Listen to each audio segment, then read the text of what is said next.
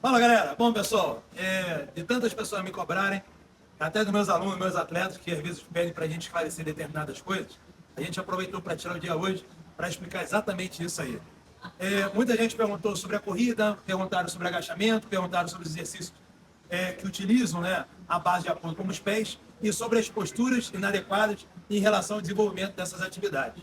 E aí, a galera me perguntou, Dudu, eu tenho um pé pronado, o que eu tenho que trabalhar para melhorar a estabilidade do meu tornozelo, já que a minha pisada é um pouquinho para dentro.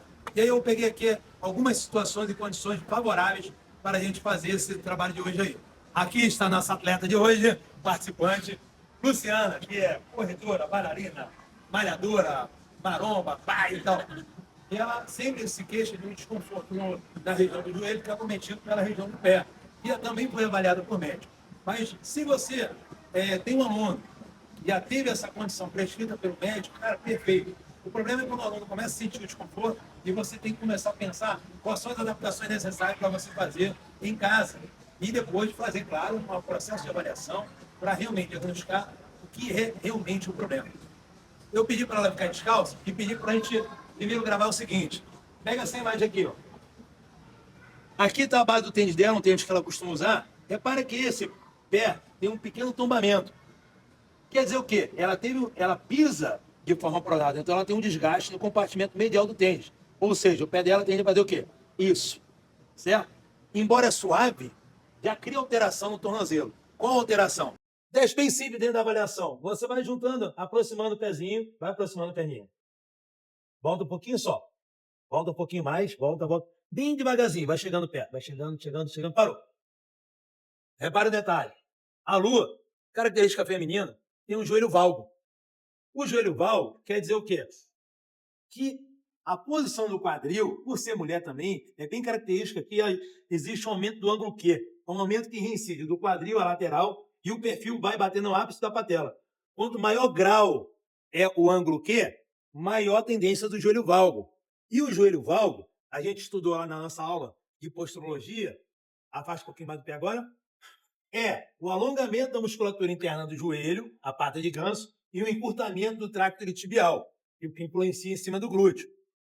Ele normalmente é ocasionado por um tombamento medial do pé, fazendo a pronação. Que quer dizer o quê? Quando você prona o pé, você tem que saber qual é a musculatura que está dentro do tornozelo e qual é que está fora. A que está dentro é o tibial anterior e posterior. A que está fora é o fibular longo e curto. Então, quando o pé prona, os fibulares estão encurtados e os tibiais estão alongados. Então, a gente tem que fortalecer a musculatura do tibial anterior e posterior e tem que alongar os músculos fibulares anterior e posterior. Fibulares, desculpa, longo e curto. E para isso, a gente precisa realizar o quê? Um movimento com o pé, fazendo como se fosse uma vassoura. Tira o peso desse pezinho aqui rapidinho. Ela tem que fazer um movimento como se fosse varrer o pé para dentro.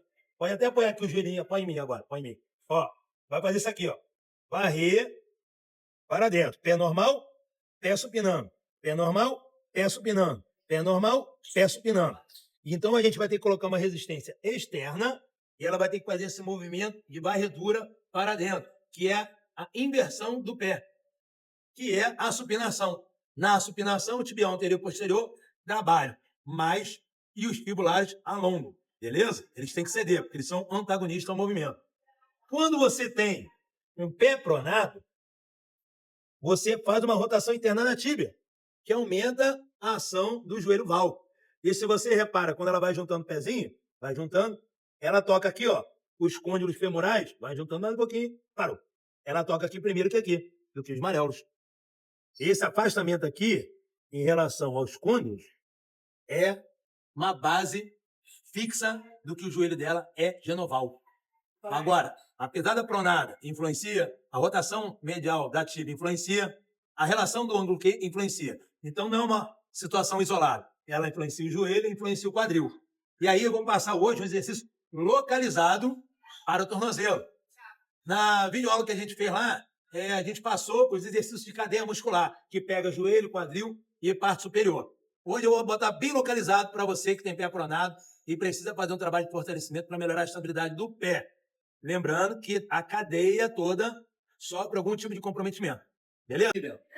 Dá uma sentadinha aqui, Lu. Repara que a gente está usando equipamentos muito sofisticados. Uma cadeira, uma toalha e uma anilha. Podia ser um saquinho de feijão. Coloca a anilhazinha de 3 quilos. Peço a aluna para colocar o pé em cima e ela pode afastar um pouquinho mais o joelho. Isso. Com esse pé aqui, ela vai ter que fazer esse movimento aqui. Detalhe, ela não pode pegar aqui e puxar. Não.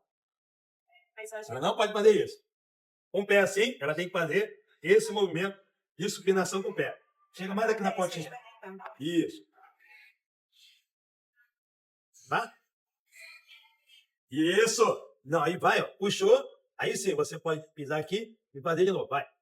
Isso, parou. Pisa, vai. Detalhe muito importante, não deixar o aluno roubar aqui no quadril. Vamos de novo. Calma, sem usar muito o joelho, quadril. Isso, bom. Vai lá. Isso, entendeu? Faz diferença. Tá? Então, esse detalhe, a pessoa que começar a roubar aqui no quadril, no joelho, não vai deixar a musculatura tibial anterior e posterior trabalhar. Ela tem que isolar essa região e trabalhar só aqui. Opções aqui para facilitar para a aluna. Eu posso colocar a toalha mais fina, que vai oferecer menos resistência.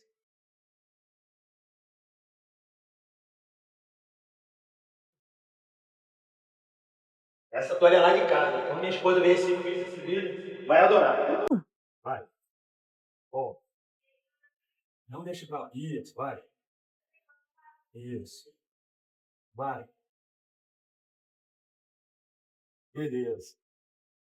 Mecanismo de supinação do pé. Trabalho tibial anterior e posterior. Agora, a pessoa pode também pegar o pezinho e fazer esse alongamento manual. Porque o pé dela prona, certo? Então, a gente vai fazer o quê? Um alongamento dos fibulares longo e curto. Beleza? Aí, quero otimizar o alongamento. Deixa o quadril. Ó, mantém ali, ó, o joelhinho esticado e vou levando na posição diagonal. Que, além de tudo, vai pegar o bíceps femoral, que deve estar com encurtamento, já que o joelho é valgo, alongo um pouquinho o tráqueo tibial e alongo os fibulares. Se eu fosse fazer na posição melhor, aí essa movimentação aqui. Tá bom? Ah, Dudu, se a atleta estiver deitado, deitadinho.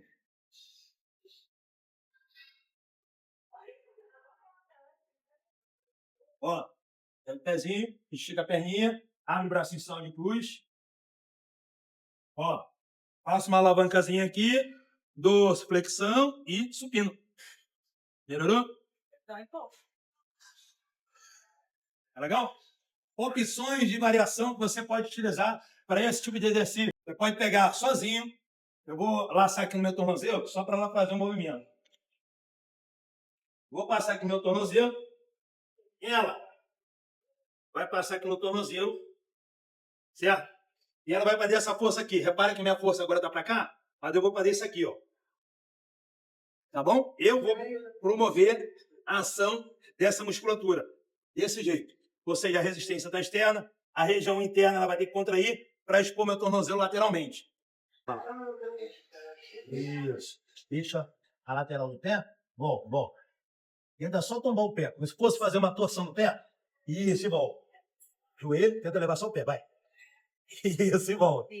Repara que a dificuldade é normal. Vai. Bom. Vai. Bom. Vai. Bom. Então, assim eu estou fazendo o quê? Fortalecimento do tibial anterior e posterior, que ele é responsável pela supinação e também é responsável pela dorsiflexão, né? Principalmente o tibial anterior. Dudu, e se meu pé for supinado? Eu tenho que fazer exatamente o contrário. Beleza? Então, porque serve para um, inverte para o outro. Para todo exercício de fortalecimento, quando você tem um padrão de desvio postural, que aqui dali já está começando a gravar, no caso da luz está um processo de marcha, corrida ou agachamento, é muito legal você fazer essa série como se fosse um treinamento de musculação. 3 séries de 10 e fazer uma de alongamento. Como assim? Todo músculo que está sofrendo com um enfraquecimento ou está alongado, a gente fortalece 3 séries de 10 e alonga uma vez de 20. Tem que alongar. E para o músculo que está, entre aspas, encurtado, no caso dela, o fíbulo longo e curto, ela tem que alongar 3 vezes de 20 e fortalecer uma de 10. Então, a gente nunca deixa de fortalecer nem de alongar, independente do padrão mecânica qual ele se enquadra. Beleza? Espero que tenha servido para vocês aí.